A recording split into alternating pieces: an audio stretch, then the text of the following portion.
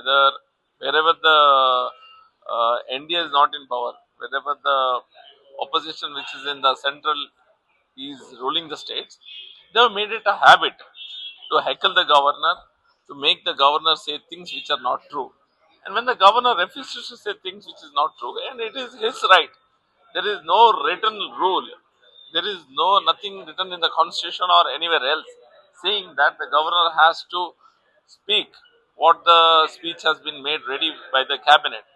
He can choose what to say and what not to say, and that is his right, and he has used his right to But do that. Article 176 R1 says here that governor must read the speech which was decided by the cabinet. It doesn't exactly say like that. If the cabinet has, he has the governor has the right to question what speech has been given or what. See, the governor has the right to reject or question the act itself.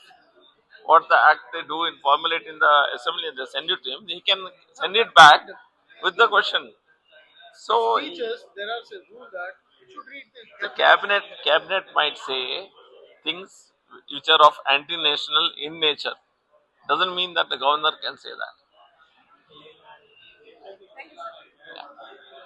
Thank you, Mr.